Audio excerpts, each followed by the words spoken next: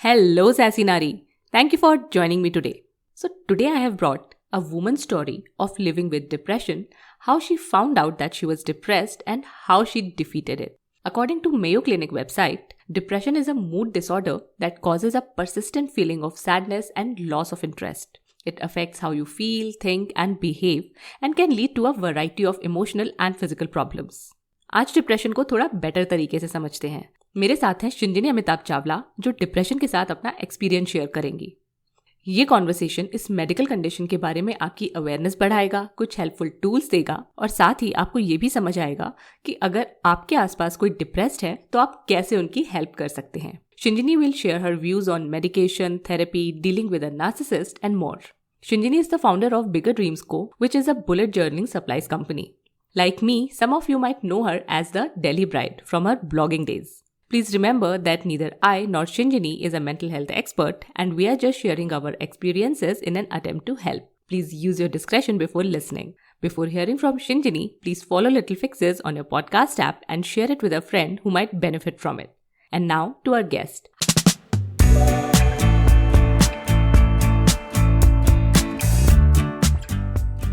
Hey Sassy Nari, welcome to Little Fixes. This is your host Matri, a social media professional, a mother and a simple yet sassy woman just like you. Join me for sweet, simple and practical ideas that help you in transforming into your best self. This mental health and personal growth podcast is a reminder that you matter. Hi Shinjini, welcome to Little Fixes. Hi Maitri, lovely to be here. Awesome. So it's been a long time in the making, this episode, and Yes. finally you're here. And we are going to talk about your experience with depression. तो सबसे पहले हम शुरू करते हैं इसी से कि आपको कब लगा कि something was not right with your mental health? Right. So actually I realized that I may be depressed after my daughter was born. And this was 7 years ago. Within a few months of me giving birth, my parents told me कि एक बार जरा doctor को दिखा के confirm कर लो कि कुछ problem तो नहीं है। तो आई went ahead and went to two doctors, in fact. And both of them said that no, you are not depressed, you're okay. You don't have postpartum depression, which is what your parents are fearing. So I said, okay, fine. You went to And psychotherapist, so, psychologist, psychiatrist. so I went to one psychiatrist Mhm. and one, I also had a lactation consultant Mhm. who is also a birth counselor and many different things. Mhm. So when I had gone to her for a lactation lactation consultation, तो मैंने उनसे ही पूछा था कि my parents have been saying this, so what do you think? तो she said कि अगर तुम्हें postpartum depression होता, तो you would not be able to talk normally right now. You would already be crying while talking. So Okay. I said, okay. So I guess I don't have it. And the other person I went to was a psychiatrist.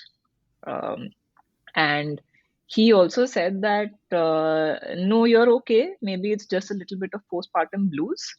But you're okay. You don't have postpartum depression. So two people who at least I hoped had a lot of experience with mothers who've gone through postpartum depression, both of them said that you don't have it. So I said, great, I'm in the clear. Let me go back to regular life. But now when I look back, I feel maybe there were some beginning signs that my parents had noticed because, of course, see, a doctor is also not God. You Right. meet them only for those couple of minutes. Now, in those couple of minutes, sometimes some of us are very good at putting on a very brave face, a very strong face, I think. Mhm. And people like me are very uncomfortable crying in front of another person, to be honest. Like, Yeah. even crying in front of my own husband, although he will say कि यार तुम तो बहुत रो चुकी हो, but I will still say that for me it's an extremely uncomfortable thing to do in front of other people. So I do think that, yeah, maybe the signs were there. It was starting back then. but they were not able to spot it because, again, like I said, they only spend a few minutes with you, and some of us are really good at, hiding what's going inside.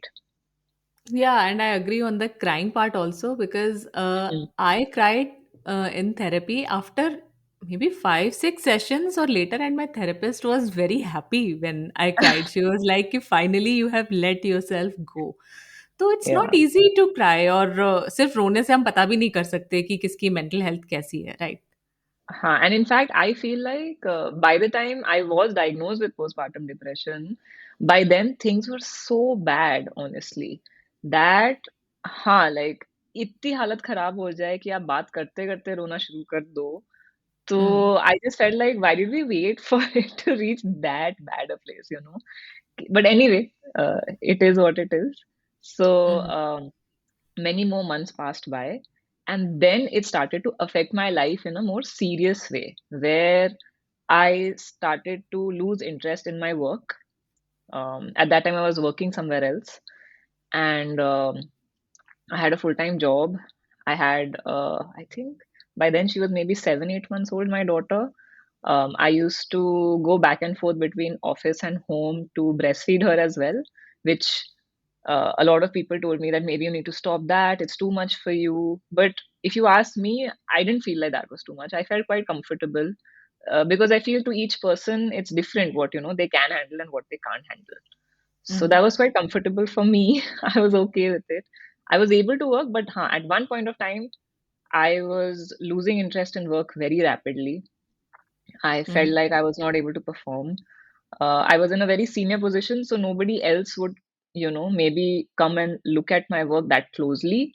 So maybe they didn't realize, but I definitely realized that I'm not able to perform at work. Interest is gone.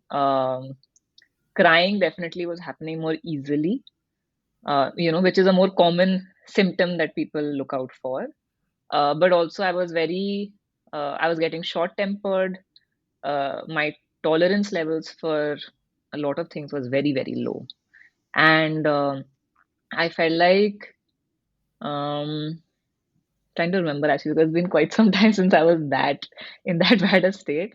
Um, but yeah, nothing felt really good, to be honest. Not much felt good at that time. Um, and again, I didn't notice all of this. I was just going through, the daily routine of life. But one day it was my dad who called me up and he said, "Look, I'm coming to pick you up. We'll go out for a quick bite. Leave your daughter at home. Don't bring her. Just you and me. We'll just go out for a quick bite." I said, "Okay." So I went with him. And what I realized was that he and my mother had spoken to each other and realized that something is really not right with her. And they wanted to express it to me, but my mom knew I would resist if it comes from her.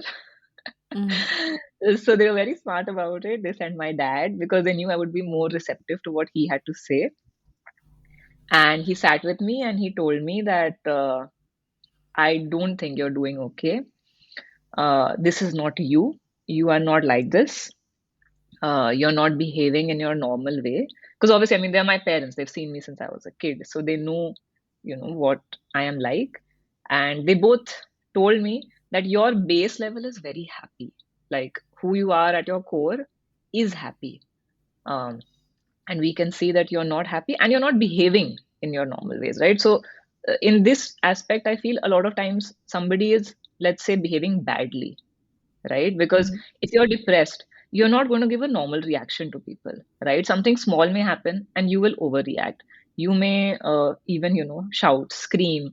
You may suddenly like start crying and, blaming somebody for something. So another big symptom that I got to know at that point of time, which nobody really talks about, is that you will start blaming everyone else for everything. You will not be able to take any accountability because you're so helpless that you feel सब कुछ किसी और की गलती है.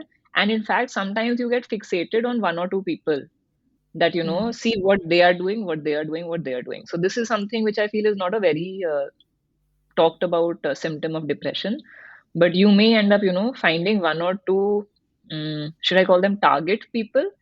A lot of times, Mhm. of course, they may actually be causing problems in your life as well.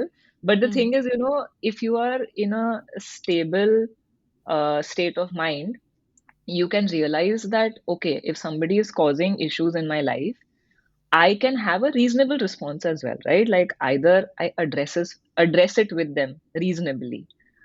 If suppose the person at the other end is not being reasonable, so then I can understand, acha, either I need to cut off from them, or I need to, maybe interact with them lesser, or I can take some action to make some sort of change with regards to how much this person is in my life or how influential they are in my life. But when you are depressed, I feel you sort of hand over your power to somebody else, Mhm. because you yourself feel so powerless that you don't know how you can handle it yourself. So you start expecting the people around you to behave a certain way so that your mental state is maintained. But that's not feasible. It's not Mhm. sustainable. So Mhm. I felt that at that point of time, um, if somebody is behaving wrong in like a wrong in a bad way, the people around you may sometimes, also say that, Acha, okay, maybe she's going through a bad phase, a tough time. So they allow the bad behavior. But the thing is, there has to be a day when even they say that, okay, enough is enough. You know, Mhm. now you need some help, because we as your family are not going to just sit, and take all of your bad behavior, knowing that you're not doing well. This is again something which I feel people don't realize, that when somebody is depressed, it's not just them who's affected. Yeah. Imagine my husband, Mhm. you know, child to chalo, she was too small then to really know what's happening. But just imagine the people you're living with, the people you're talking to on a daily basis. You're probably really affecting their life as well. So after a point of time, it's, I don't really like that victim mindset of, Mhm. oh, I'm depressed, so everybody behave nicely with me or walk on eggshells around me. For a while, yes, everybody, does try to be supportive, which is great. Like if you are able to find that, where people are supportive, they try to be a little more sensitive towards you, etc. But I feel that also needs to have an end date. That can't be कि अच्छा चलो अब ऐसे ही behave कर रही है तो 2-3 साल तक ऐसे ही behave करते रहे. That's not okay. Mhm. Yeah, that's Because not I okay. And but when yeah your father told this to you, yeah then did you immediately reach out for help? What did you do? no. So when he said that to me, it struck me as, okay, dad is saying this, must be serious, must be real, because he and I have a very, sort of clear kind of relationship, and there's not too much fluff that we talk about, if I can put it like that. So if he's Mhm. saying it, well, it must be serious. So I think I took it seriously that day. Ki really something must be off, right? And he, of course, told me that, listen, there's medication as well that can help you if you're not able to do it yourself. But we feel that you really should, seek help now, because we feel it's becoming a problem and you don't want to live your life like this.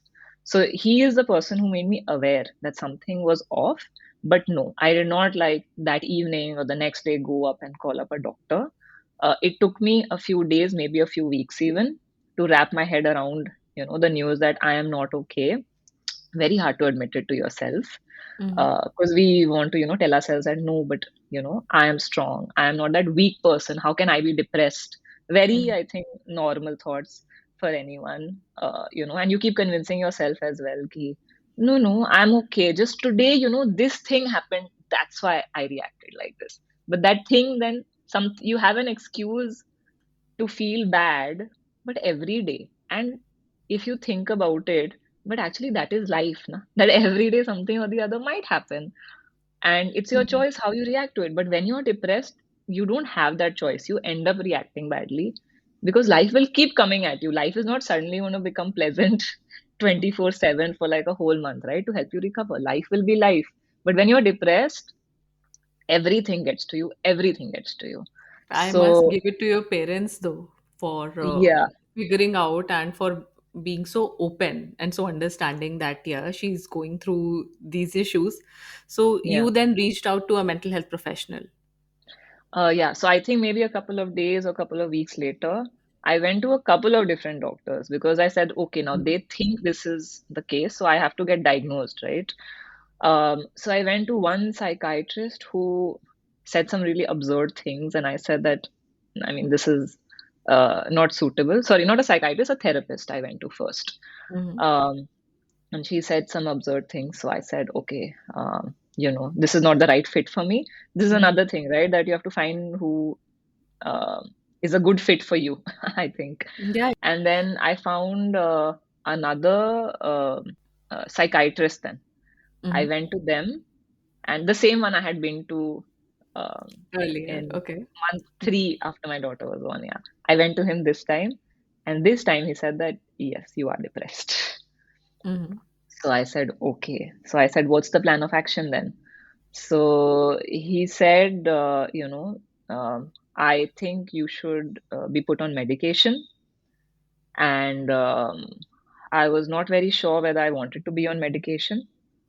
Um, and in fact, I went to one more psychiatrist then, Mm-hmm. um, who also said that, yes, I think you should be medicated. But the other psychiatrist said that if you're really against medication, right? Because I was not very sure what medication is like, how my Mm-hmm. body would react to an antidepressant, what I would feel like. It was all new territory for me. Hmm. And there's also this big taboo I feel around Yeah, still medication people are and not very open to medication for mental yes, health disorders. Yeah. yes. So I was also, in the same mindset that I don't know whether I want medication. So that doctor gave me a book, and he said that, okay, I think the book is called Healing Without Prozac and Freud, something like that. So Mm-hmm. Prozac is the name of the famous antidepressant that Mm-hmm. gets given in the US, I think. So it is a whole book giving you lots of different ways to try and heal yourself without medication and without therapy. I read the whole book.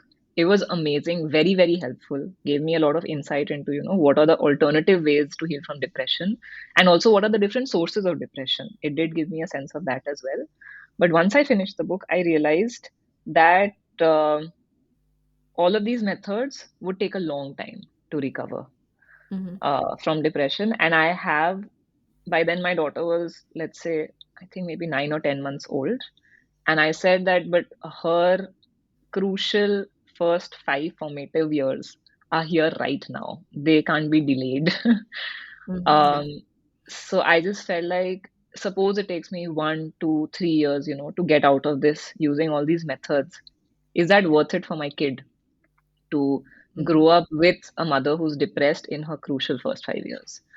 So that was the thing that helped me make the choice where I said, okay, let's go for medication because it'll be quicker to recover from it. Little did I know that that would also take a long time because Mm-hmm. there's so much about medication as well um, that is not very straightforward. Mm-hmm. But yeah, that's the choice I made then. And I said that I want to recover as quickly as possible so that I can start to provide my child the right kind of environment growing up. I do not want her to have a depressed mother. That's the last thing I wanted because even during pregnancy and after she was born, I feel like I did, a lot of first time mothers, they do every single thing they can to make it as perfect as possible for their kid. So from breastfeeding her, exclusively breastfeeding her, to only having what, even my shampoo I changed when I was pregnant to something which did Yeah. not have those kind of chemicals and whatnot. I mean, I was so detailed when it came to all those things. I said, how can I, not be as uh, conscious as possible when it comes to the kind of environment that she has with, Mm-hmm. what kind of mother she's experiencing as a little baby. So I took the decision then to start medication at that point of time. Mm-hmm. Okay. So Um, you took medication and therapy both. no, only medication initially, Mm-hmm. because I wasn't really sure what good therapy would do for me. Because again, I maybe had not found a good therapist at that point of time. And neither of the doctors recommended to me that, yes, you should go for therapy as well. Okay. because I asked both of them. I said, "What do you think? Should I, also go for therapy?" Because I could see that there were a lot of issues in my life that I was not able to resolve for a very long time, and I felt therapy would help me. But neither of them really said that yes, you should. In fact, both of them said that no, it's not really required. So I felt okay that the doctor knows what they're saying. So I didn't go for therapy. I just started on the medication. And now, when it comes to the medication, so firstly, I was lucky that I didn't really have any significant side effects with the medication. It did suit me. So the doctor generally, puts you on a small dose and slowly increases it to a place where they feel it, is optimal for you. And alongside, I remember he also wrote on the prescription that go on daily walks because he said that this is really, really important. It's as important as you having your medication every day, is that you must be going on walks daily. So I said, okay, I really follow doctor's orders. So I started doing daily walks and I started having my medication. It suited me, but uh, I didn't know it back then. Now I know that the doctor um, underdosed me with antidepressants. Mm-hmm. So, which is why what my journey looked like was that I had the medicine for a couple of months, felt better, which I thought was, yeah, much better than what I was feeling earlier. And then naturally, when you start to feel better, you sometimes start to forget having the medicine. So I Oh. kind of weaned off like that once. Then a couple of months later, again, I started to feel depressed. Again, I went back to him. Again, he gave me the same dose. Mm-hmm. Again, we did the whole cycle again of me having the medicine, going on my walks, and nothing else alongside. And few months later, I started to feel better. And then again, I went back into a depression. So this happened twice. Okay. And by now, I think my daughter was maybe, let's say, 3 years old Mm-hmm. uh, between all of this. And so I was getting better, but it wasn't getting solved, right? And I started to wonder that am I just going to be depressed my whole life? Am I supposed to, be on medication my whole life? And everyone around me was saying that, look, people just say, medication is such an awful thing. It does this and that, but it's suiting you. So what's the problem? Because I feel people around me also did not know really how to solve for this, right? So they just try to make me feel better that it's okay if you have to be on medication for a really long time, right? Like, how does it matter? At the end of the day, if you're feeling normal, you're able to function, you're able to be the parent you want to be the spouse you want to be, you're able to, do your work, like that's good. So you're able to function. So don't give it so much thought that what is the source of this depression, because then I went into it fully. I like if something I I don't know if it's people like to use the word these days loosely, ADHD. Yeah. Yeah, but it's just something where if I find a project, I really go into like the depths of that project. So once I realized that why is depression not leaving me, then I started to go in deeper and deeper. So I started to figure out that okay, maybe I need therapy alongside. The doctor's not prescribing it, but I should go and get it for myself. So I tried a couple of therapists, found one that I liked. I in fact went to her for I believe 3 4 months, and it gave me a space where I was able to, yes, also talk about the problems that I was having and not just medicate myself, because I realized at one point of time that just medication will not help me. I need to solve my problems as well. Yeah. Because the fact that it had been 3 years since I had given birth started to tell me that, hey, maybe this is not just postpartum depression. Maybe Exactly. this is more than that, right? Maybe it's just um an actual clinical depression, and it has nothing to do with just uh, you know how it is for new moms, where you have less sleep, you're overwhelmed, you're physically recovering, and then you have to do office work. It's not just that, it's more than that, is what I figured out. Because I realized that if it was just postpartum depression 1 2 3 years down the line, why would I still be in it? It Mm-hmm. didn't make sense to me. So I realized that okay, maybe In fact, I read a book much later, which detailed out again all the different reasons why people get depressed. And that was an eye opener for me, that book. Because there was one part where the author talks about how, and this is an author, by the way, who himself said that he was an antidepressant since he was maybe a teenager. Okay, and which And book was that? right, Lost Connections is the book. So it says uncovering the real causes of depression and the unexpected solutions. Mm-hmm. So this book really goes into the depths of what happens to people and why do they get depressed. And there was one section which I read, which I related to, I mean, so clearly that I felt like, okay, I found at least one of the reasons why I got depressed. So it says that it's not always, that something big and traumatic happens to you and that pushes you into depression. That book said that what happens is, for a lot of us, there are small things happening daily or very regularly in our lives, small things, but they keep happening consistently over an elongated period of time. And so you are sort of reaching a place in your head where you're primed for depression now. Because, Mm-hmm. little by little by little, some little things are happening which are not right for you, which are not good for you, but they happen over such a long period of time that eventually, mentally, you've already sort of broken down up to a certain point, but you've not gone over the edge yet. And then one major thing happens and you get pushed over that edge. So I feel that I was already undergoing a lot of things before my daughter was born, and her birth and the, uh, that first year of, having a newborn, the sleeplessness, maintaining a full-time job alongside, all of those things put together, that is what then pushed me into the off the cliff, if I will say, if I can call it that. So that Mm-hmm. pushed me off the cliff, and then I fell into a deep depression. But I was basically getting primed for it for years before that. Slowly, slowly, slowly. The little things that that you don't like, that are bugging you, irritating you, that you feel this is not happening, the way that I need it to happen. And then but you just keep ignoring those things because you say that, okay, theek hai, matlab life is going on, I'm okay. So you don't address those matters.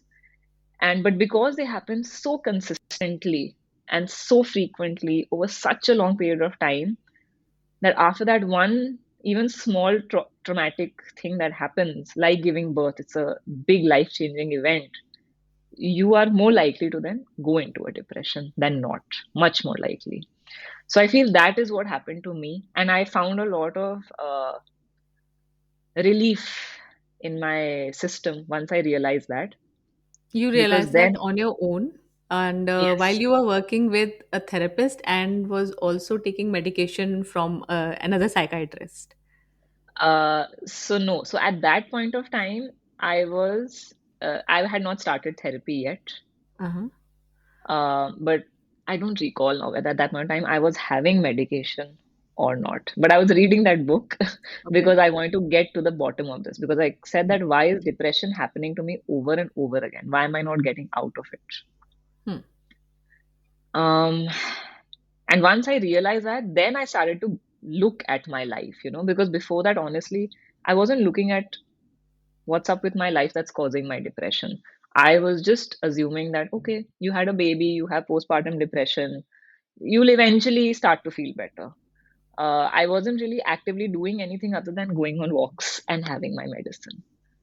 Mm-hmm. Um, and so now I feel like if somebody asks me, okay, I think I may be depressed, I feel like I can give you a very clear cut, a plan of action of what to do.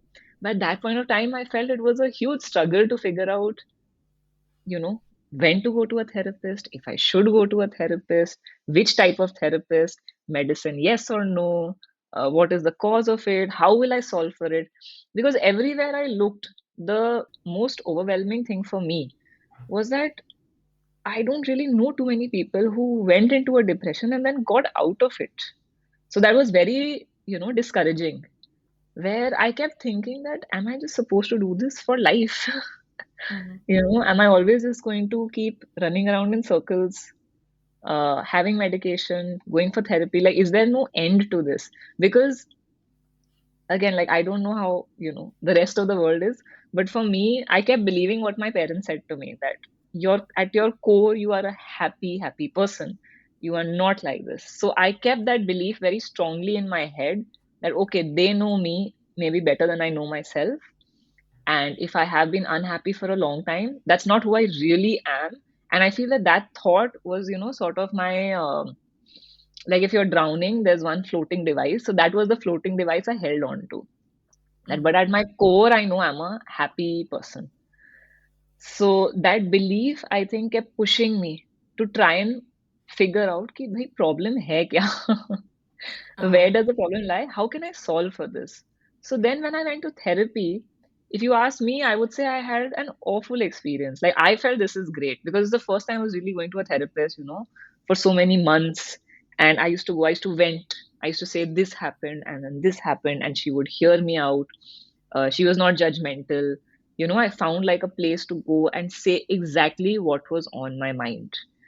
Um, which, a lot of times you're afraid to say what's on your mind, uh, because you don't know how people will take it, right? So with her, at least that way, I felt like, okay, I have a safe space. I can say whatever is on my mind. I would say everything to her. But again, now looking back, I feel like she literally in front of her eyes, I went from okay to bad to worse and went back into another round of depression. And she had no clue. Like, uh, so other than the safe space she provided me, which I felt was great, but there's another thing that therapy does is that unless you're actually solving for the problems that you're talking about, it just becomes a pure vent session. And then it also becomes like where you are focusing on just the problems in your life and you're just focused on that, because at the end of the day, if you are a healthy person mentally, you spend some time talking about your problems, sure, solving for it. But then you also spend a lot of time talking about, what's good in your life. But I felt that with her, unfortunately, I was able to weekly go in and the whole week I would collect data in my head. What all happened this week? So I can go and vent about it somewhere. So that was not helpful at the end of the day because I was really not given any solutions Mhm. on how to address it. And I think maybe she was quite a young therapist, so maybe she didn't have the experience, uh, to help me figure it out. Because eventually, what I realized was that I was like what I was dealing with was things that maybe somebody who's really experienced in those particular things of human behavior Mhm. would be able to pinpoint and help me through it. But maybe she was not the right person to do that because she did not have the right experience. And in Mhm. fact, she would keep telling me to put myself in other people's shoes to understand, why they are saying things or doing things, which, if you're talking about, a reasonable person being at the other end of it, that still makes sense. But unfortunately, I realized much later that what I was dealing with was narcissism. Mhm. And somebody was basically, like, my therapist was basically telling me that, okay, step into your narcissist shoes Mhm. and try and see from their perspective. And but it didn't make any logical sense because I don't know if you know about narcissism, but it is not reasonable. There is not an iota of understanding. It's just not normal human behavior. Yeah, So, and narcissism has also become a very popular term in pop culture, but a lot of people don't understand it. छोटी छोटी चीजों को narcissism बोल देते हैं कि अच्छा वो अपने आप को yes, importance देती है, वो अपने yeah, लिए खड़ी होती है, तो वो narcissist है. आजकल तो ऐसी छोटी exactly. छोटी चीजों को भी बोल दिया जाता है, but you Yes, were yes. actually dealing with someone like that in your life, but you didn't know it back then. Not And at all. No clue. and did you find a good therapist? So, funnily enough, it took a long time before I was able to. I think it took another 2 years after that Uh-huh. that I got to know what I was dealing with. So after I finished those 3, 4 months with that therapist, and I realized that I have gone into another round of deep, deep depression. This was actually early 2020, just Mm-hmm. before COVID hit. Mm-hmm. And what I don't know, I feel sometimes that I did get lucky. Just before COVID hit, I went back to my other psychiatrist who had given me that book, uh, to understand how else I can solve depression. I went back to him, and honestly, I went back to him again because I spoke with my mother. She said, I don't think you're depressed right now because, again, I was going for therapy. I felt like I was doing okay, much better than the years before that. But something inside was just saying that no, but still it's not okay. So let me try and find help in another way. So if you can see, it was a long journey of just going to, like, different people, different sources for help. So Mm-hmm. if I think back about it, I feel very happy that I continue to seek help. I continue to realize that, okay, this is not helping me. Let me not consider it a failure. Let me then try something else because I think I was literally desperate to get out of depression. Because So you again, went back to that therapist who was giving you medication. the psychiatrist. Acha, So okay, this, sorry. so this, so basically, I've had one therapist and two psychiatrists. Mm-hmm. The therapist was only that one who I went to for those 3, 4 months, didn't realize what was happening. Psychiatrist one had underdosed me, and so I had gone back into depression twice.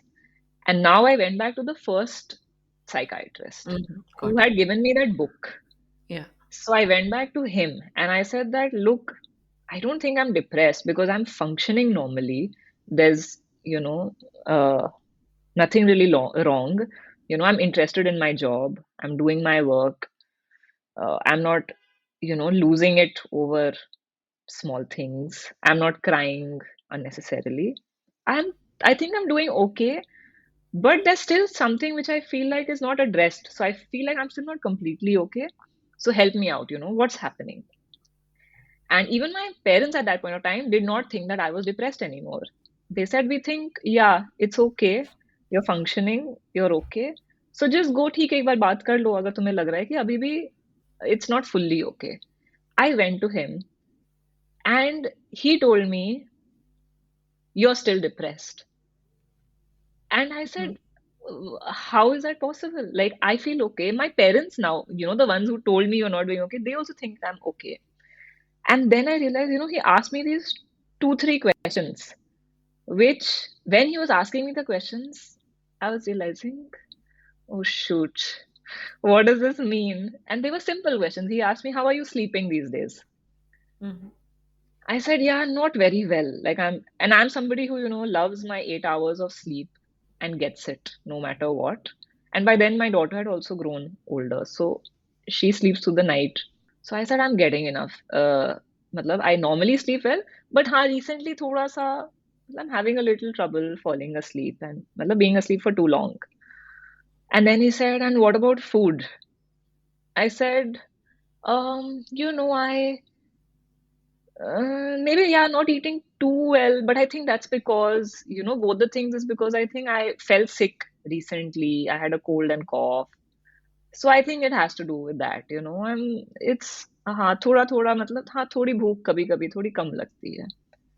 And just I think with these two things, Mm-hmm. he said that, but you're still depressed. Because at that point of time, again, I didn't know.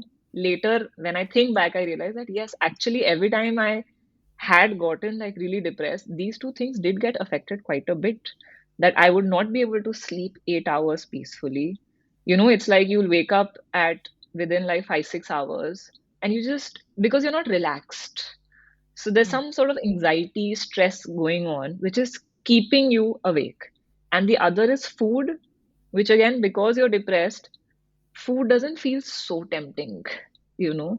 So you eat, but not your like usual, whatever your usual amount is. So these I felt were smaller signs which everybody had missed, including me and my parents. But he said, no, you're still depressed, and I'm writing you medication. And he said that I am telling you now why it's happening again and again is because you have been underdosed.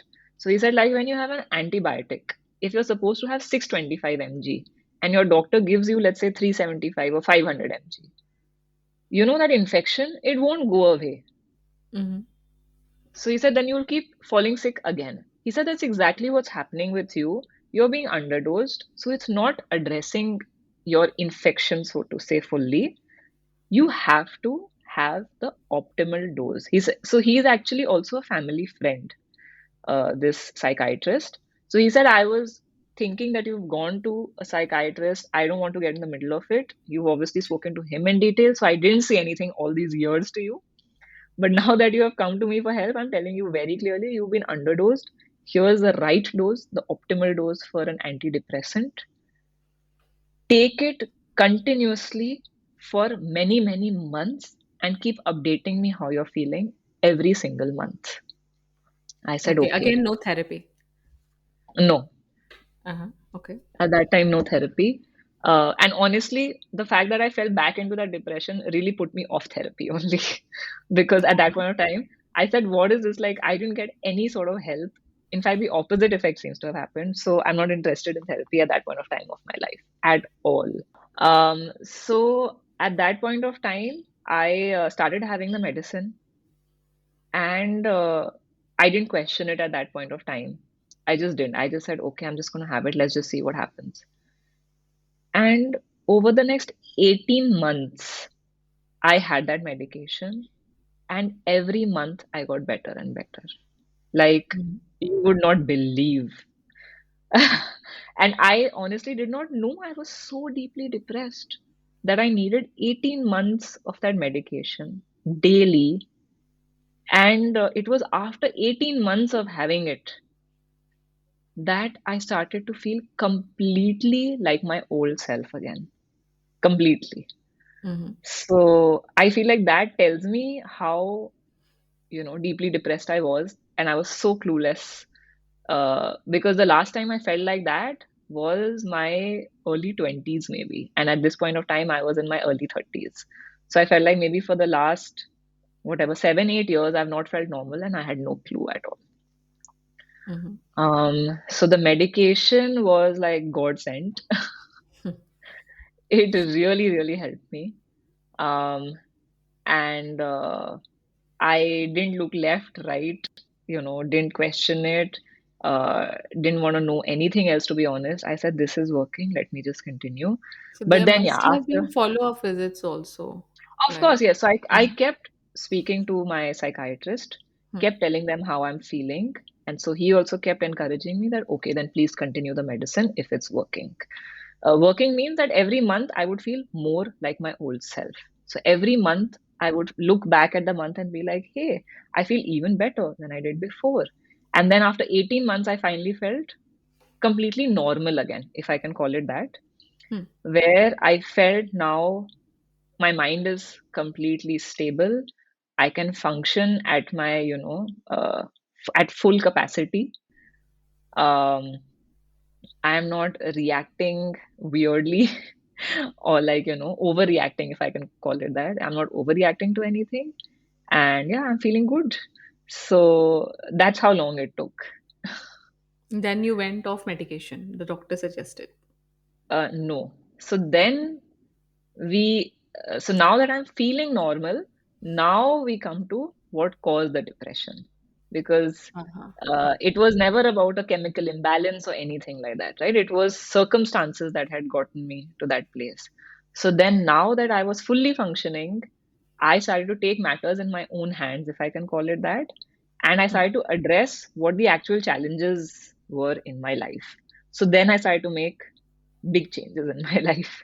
Mhm. Because I said that, okay, I am fine right now because I'm having medication. If I remove the medication, I can see very clearly that I will go back to where I was because my life has not changed at all. It is only the Mhm. medicine that has helped me till now. So Mhm. now we make the life changes, and those are the hardest to make because then you have to dig Mhm. down, you have to dig deep and see what is the problem. What is it that is, troubling me? What is it that is making me unhappy? What is it that will make happiness sustainable for me? So that requires a very deep look inside your own self And of course, I took a lot of help at that point of time from different courses, um, Mhm. different people to get that help. So I did speak to another therapist, maybe just 2, 3 sessions I had with her. And after that first session only, she told me immediately, you're dealing with a narcissist in your life. And this is exactly what your life is going to look like if you continue things as they are. Just 1 hour, that lady told me. I was, and that point of time, again, I did not know what narcissism was. So I said, okay, I tried to Google it, didn't really understand. But eventually, it was a friend who had to deal with a narcissist in his life who showed us Dr. Ramani's videos on YouTube. Mhm. She is an expert in narcissism. Mhm. And when we saw those videos, I said, okay, this is what I'm dealing with. This is what it means.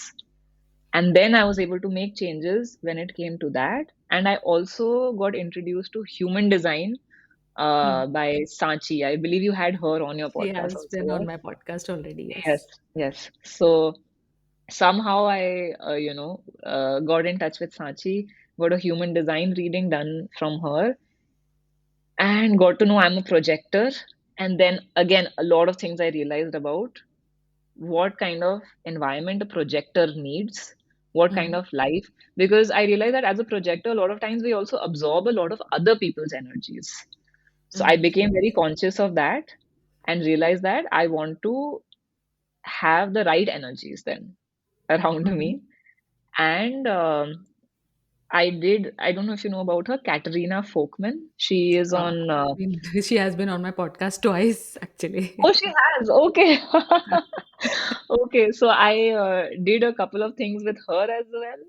Mhm. And so I did a lot of work on myself, honestly, through a lot of different mediums. But the biggest one for me, which I feel also helped the most because I had already done a lot of work on myself, was this thing called Transformational Coaching Program, which is called TCP, and it's by this guy called Jim Fortin.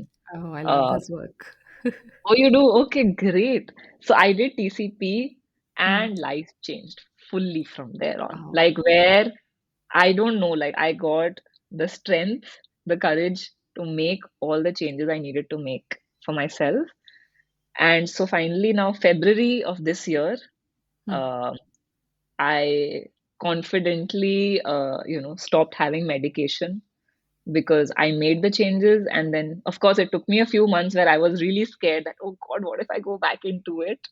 Mm. But it's now November. I have not gone back into it. And I Oh. don't think I will be either, because Uh, it was about making those changes in life. Because at the end of and the for day, that, you need clarity in your head, which medication brought. And I think a yes, lot of people feel कि आप medicine पे dependent हो जाते हो. Even therapy के लिए भी लोग ऐसा बोलते हैं कि आप थेरेपी पे डिपेंडेंट हो जाते हो, but you are a shining example of that कि ना तो आप मेडिकेशन पे डिपेंडेंट होते हो और ना ही आप थेरेपी पे डिपेंडेंट होते हो, because you have to work on your self, and when you do, you don't need any other, like anything to depend upon. yes, because this was a big fear that I will get Mm. dependent on the medication. And in fact, when I got off the medication, I felt like how, addicts feel. Mhm. uh, oh God, Withdrawal I need initially. my medicine. So I Uh, wouldn't call it withdrawal. It was more of just this big fear in my head that, oh okay. God, today something happened. Oh, I wish I was on medication right now because then I could so easily just bounce back from it. Because the Uh-huh. medication just keeps you feeling very stable. Acha. So it took me a couple of months. I would not say I struggled with it. It was just a fear in my head that I could sense that, Mm. this is, what happens where you're feeling awful that day. And honestly, like when you're on that medication, you haven't felt like highs and lows in a very long time. Like imagine for almost 2 years, I had Mm. not felt this deep, deep sense of joy, and nor had I felt this deep, deep sense of sadness. I had felt neither. So, suddenly it's like you're an exposed nerve, and all Mm. these feelings are coming your way, and you're getting used to feeling feelings again, literally. Mm. So again, I wouldn't say it was a struggle, but yeah, it was a new experience that, okay, Mm. I'm experiencing feelings. And then I could see very clearly that when you're depressed and you feel bad, you feel bad for a really long time. But when you're not depressed, you feel bad and then you bounce back again. You're okay, Yeah. you know.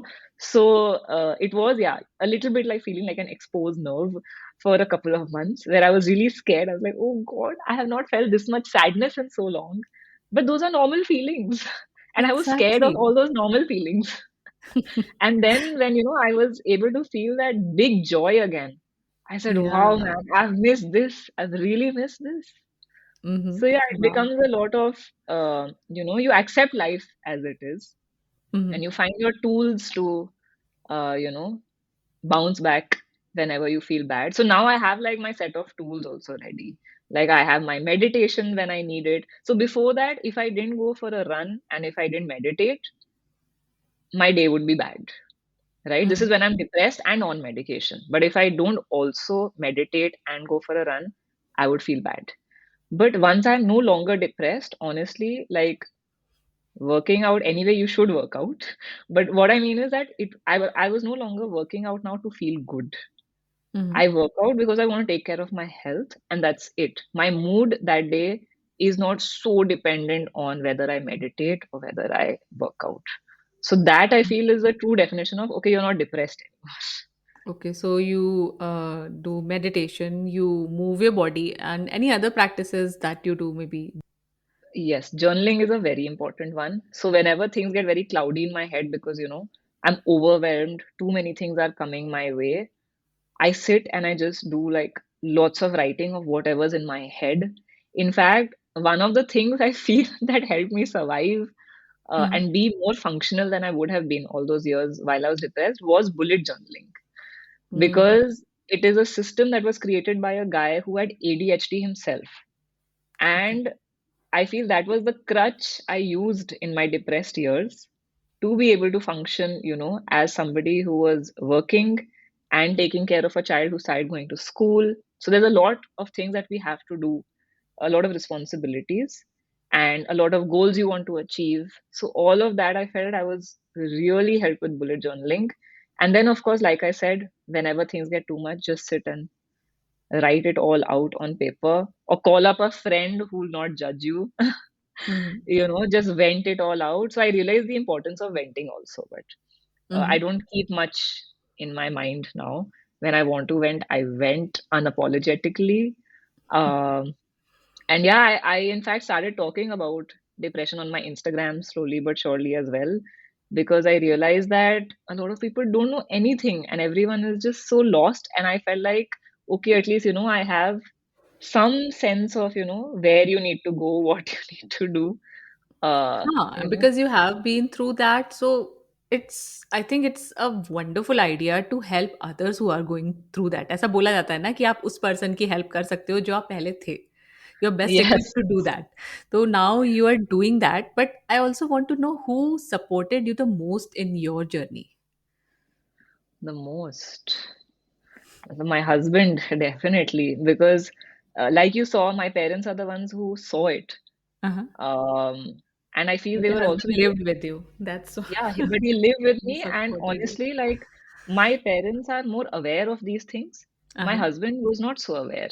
So for somebody like that who's not very well aware, Hmm. to deal with it firstly on a daily basis, to see the mother of his child, go through all of that, to try and understand what is this, and to find a way to support and be there every step of the way uh, till the healing has happened. Like that kind of support, I don't think everyone gets. So again, I feel I was Yeah. super lucky that way, where he probably used to look at me and wonder इसको क्या हो रहा है, मतलब मुझे कुछ समझ नहीं आ रहा है. And really I feel bad for him for all those years. Like I'm sure he suffered like a lot. It's Mhm. not But easy in being a his spouse of a message to depressed. Yeah, Aman wrote, "My wife is my hero."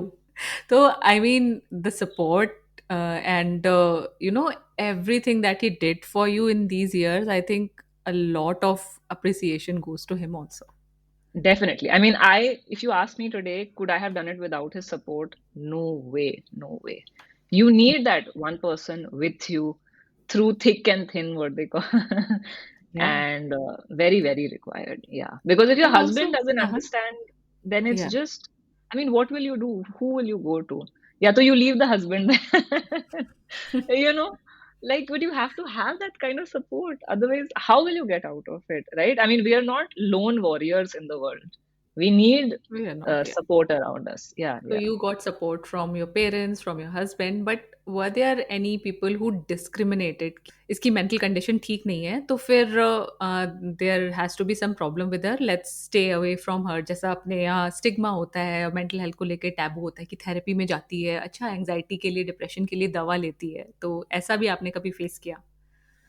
So honestly, I don't know if it's because I'm not very perceptive of other people's opinions or their feelings towards me, but I felt like I did not face that. अच्छा, awesome. Maybe because I move around in, circles where people are okay talking about it, or at least they were very open to it. So even Okay, I so was very you lucky got that very way. lucky that way, yes. And Yes. Shinjini, do you also have any inputs on how can we help someone in our maybe immediate circles who is going through depression? Um, so one thing, like I said, was if you see somebody not behaving like their usual self, right? Where they're overreacting or where they're really, focused on blaming one or two people in their life for everything that's going wrong in their life. Um, and maybe they cry a little too quickly, and you can see that they're feeling lost and overwhelmed. These are the kinds of signs I would look for. I would, yeah, firstly push them to go to see a psychiatrist to get a diagnosis, because you and I cannot diagnose them. Yeah.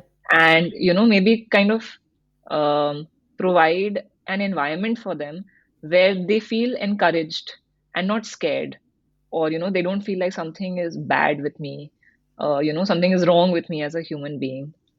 Express that sort of sentiment to them, and encourage them to go and seek out help, especially when how they're behaving is off for too long a time. So like I said, if you're behaving off and the people around you think, acha, it's a bad phase, let's allow her to behave badly for a couple of days, couple of weeks. That's okay. They're just being supportive, while you're going through a bad phase.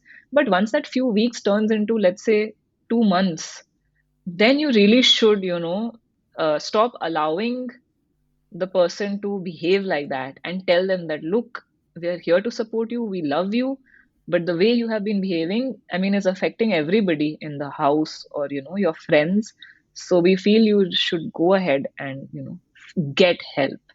That's the biggest thing I would say, that don't allow it to go on for too long, because the longer you allow it, actually the deeper they were probably going into that depression, the longer it will take for them to recover from it, and the worse of everyone will be, them and the people around them. Mm-hmm. Okay. And Shinjini, finally, do you have one takeaway to share with everyone regarding mental health?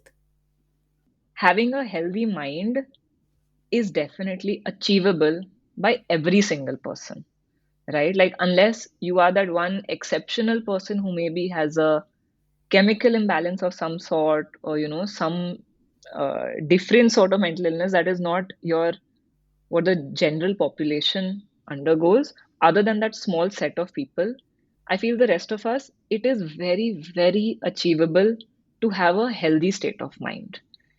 And I think in this day and age, things are but not set up in a way that help you achieve that.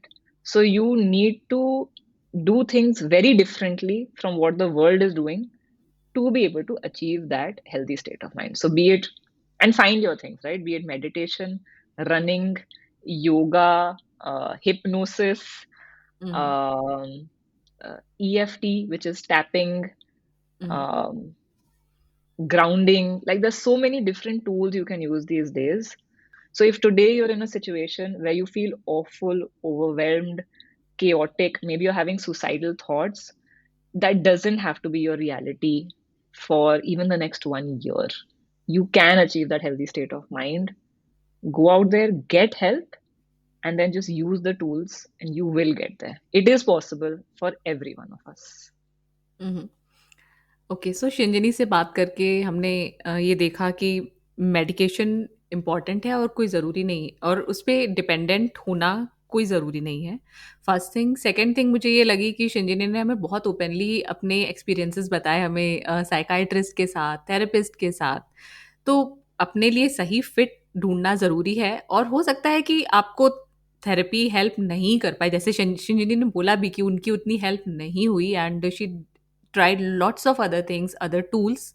But जो सबसे important चीज़ मुझे लगी वो ये कि yes, you need help if you are going through any mental health challenge. So, Shinjini, thank you so much for putting it across so openly and answering all my questions. And I'm sure कि जो भी इसको सुनेगा, तो वो चाहे खुद किसी मेंटल हेल्थ सिचुएशन से डील कर रहा हो या फिर उनके आसपास कोई डील कर रहा हो, तो ये एपिसोड उनकी ज़रूर हेल्प करेगा। So, thank you for being on Little Fixes and giving us your time. Thank you so much, Maitri. I had a wonderful time. I'm so glad I was able to talk about this on a platform like yours. I really hope it helps at least one person also. That would be great. And I'm always happy to answer any questions about depression that anybody has. I've been answering them for a very long time now. Yeah, so where can people connect with you online, Shinjini? Okay, so on Instagram, my handle is at Shinjini Amitabh. If that's a little difficult to I will link it say, in the show yeah, notes. you can link it. And yeah, so they can DM me over there. I'm happy to help out. Okay, awesome. Thank you so much, Shinjini. Thank you, Maitri. अगर आपको ये episode valuable लगा तो please help little fixes reach more people by sharing it with someone you care about. You can also give us a shout out on Instagram. मेरा handle है @littlefixespodcast। This helps me in growing the podcast, और बहुत सारे और लोगों की help भी होती है इसको सुन के। I am grateful for your time. अब मिलते हैं नेक्स्ट वेडनेसडे को। तब तक के लिए खुद से प्यार करते रहो और सदा सैसी रहो। बाय।